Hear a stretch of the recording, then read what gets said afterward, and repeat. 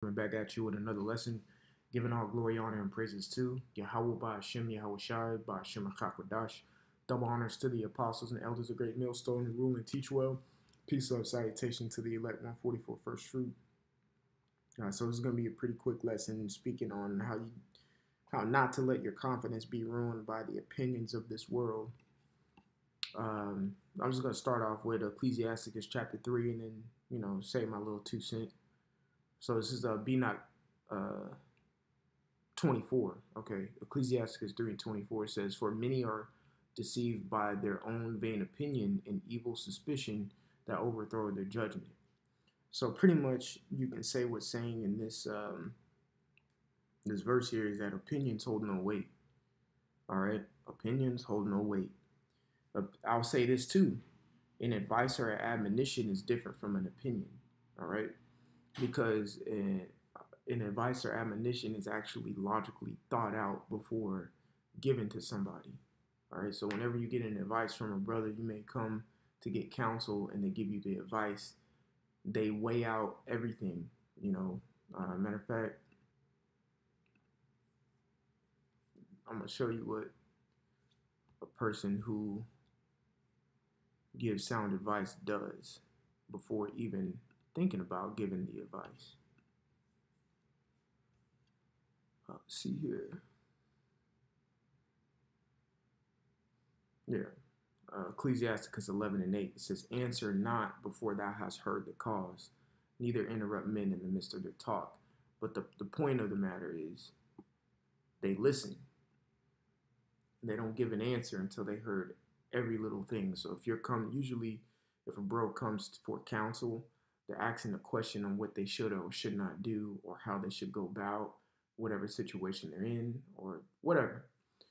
And the person that they're asking the question to will literally shut up and be like, okay, hear everything that has to be said and analyze everything, all the information that's being given to them, and then they'll answer with the advice from the information that they received.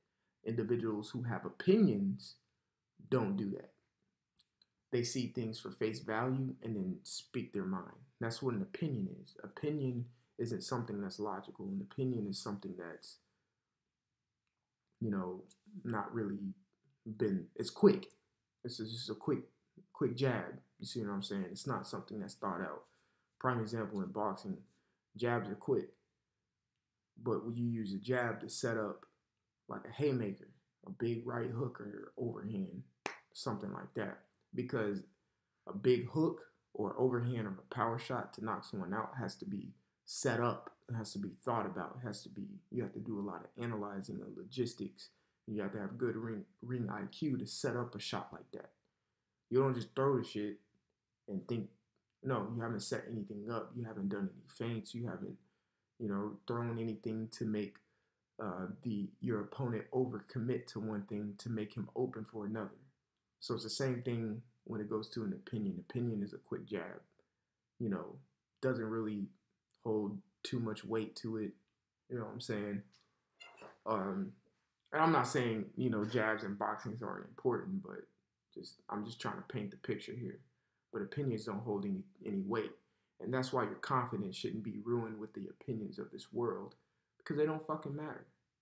All right? They don't matter. Parry those opinions, get them shits out the way.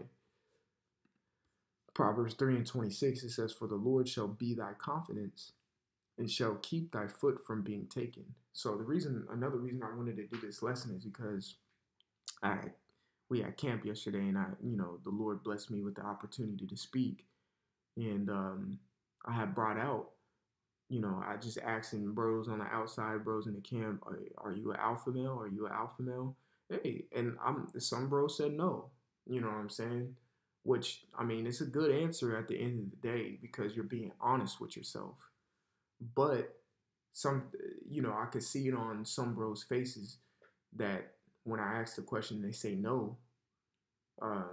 It's kind of like a discouraging thing. And I said, I'm gonna be real. I sat there and told them, well, I don't think I'm an alpha either. But I don't think I'm an alpha according to what this world describes an alpha as. How the scriptures describe what a quote unquote alpha male is the correct way. So technically, yes, all of us are alphas. Okay? Not based on what the world perceives an alpha male to be. Okay? And that's what I was really trying to push yesterday when I was asking bros, do you think you're alpha, blah, blah, blah, blah. Of course, you have different types of, you have sigma males, delta males, psi males, pi males, whatever the fuck, omega males, all these other little titles that the world makes for certain males or whatever. And they all have attributes, beta males, all of that. They all have attributes and things that are going good for them. And of course they have downsides to each one as well. But that's what the opinionative world makes of those certain titles. You see all these red pill, blue pill motherfuckers on YouTube, and they're always talking about, oh, you gotta be like this, that, and the third to be an alpha male. When in all actuality, and how the scriptures paint an alpha male is everything in one. You have attributes of everything. Yahweh Shai. Someone in this society would not describe an alpha male being gentle, charismatic, polite, things of that nature. They wouldn't describe an alpha male like that because of their opinion on what they look like. But Yahweh Shai was charismatic, polite, gentle. Does that not make him an alpha? Hell no. Because really, when I name those are characteristics of a quote-unquote beta male. But does that make Yahweh Shai quote-unquote beta? Hell no. So does that make you a beta or anything less than what you really are? Hell the fuck no. Because the world paints a picture of something that they think is right doesn't mean it's right. So don't believe in that, and don't let your confidence be tainted because of what the world says, what an alpha male is, or what a beta, whatever. We know the morals that the Lord has given us that make us 100% exclusive. Therefore, if you want to put a title on it, yes, you're an alpha. Just because you're not big, brawly, and 6'5", or go to the gym every 3 times a fucking day, 7 days a week, and, you're a player when it comes to girls and things, that doesn't make you, if you're not that, doesn't make you any less of a man. That's how the world paints the picture of an alpha. But really, quote unquote, what an alpha is everything in one. You can do it all. And that's what Yahweh Shai is. That's why he's the ultimate man. And that's why Paul says what he says in 1 Corinthians 11. It says, 1 Corinthians 11:1, be followers of me as I also am of Hamashiach. Paul is saying, follow the ultimate man. If you want to label him as an alpha, go ahead. It's just a title. But he's the ultimate man. He's the epitome of what you want to be. Because he has it all. He's stern. He's bold. He's strong. He's charismatic. He's gentle. He's merciful. He's logical. He's observant. He's analytical. He's everything. All the packages in one. And put your confidence in that. Not what the world is saying, what you should be, or what the world thinks you should be to be an alpha. Now, going back to order's sake, yes, there's only one alpha, but doesn't make you any less of a man. And if you really want to put it in all sense, Yahweh is the only alpha. But the scriptures say that there shall be pretty much, quote unquote, in the book of Obadiah, just loosely paraphrasing, there should be little saviors. So yes, the Lord is the ultimate alpha, but he's created little bitty alphas after him. You know what I'm saying? So don't take it as you being less of a man because of what the world deems what a man is. The world don't know what a man is. Yahweh Bashem Yahweh Shai has taught us what it is to be a man via these scripts. So Proverbs 3:26 again says, for the Lord shall be thy confidence, It shall keep thy foot from being taken. So the Lord will be your confidence. And the word confidence means with faith. A real man has faith. A real man acknowledges that there's a higher power. A lot of these people out here, a lot of these quote unquote who think they're men, don't even respect or have regard for a higher power. So how can you be a man? A real man understands order.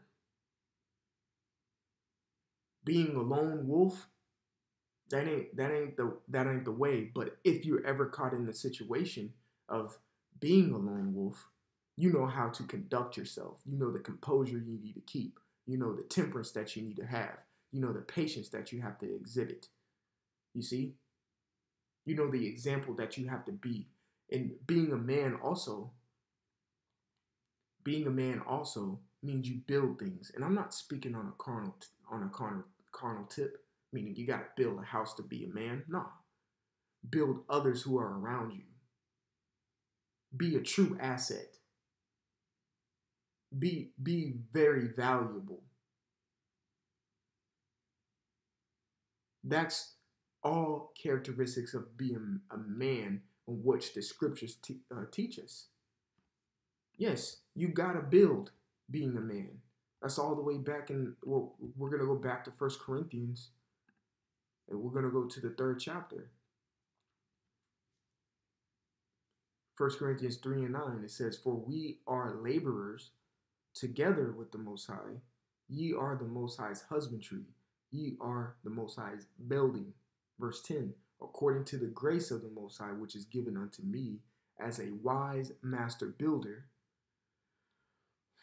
I have laid the foundation." So Paul was a wise master builder in building up men and laying down their foundations to be better.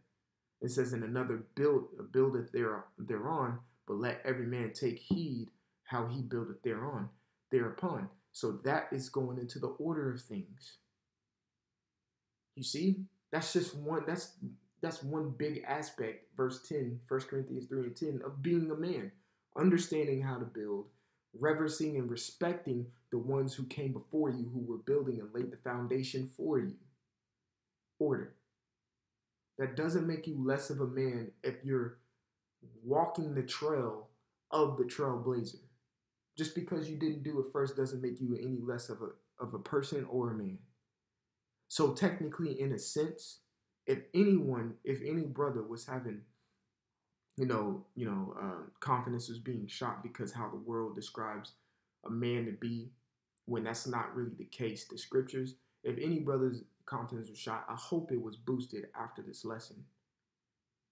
Put your confidence in Yahweh Shai, and he'll show you how to be a real man. Because you go and ask these women out here, what's a man to you? He gotta pay bills. He has to do my hair. That don't got shit to do with being a man. You'll go ask a man out here what a man is. He'll be like, oh, your man, he gotta fight. He gotta pay bills. He gotta be on his own. No, those are not correct characteristics of a man. Of course, you have to get your shit together.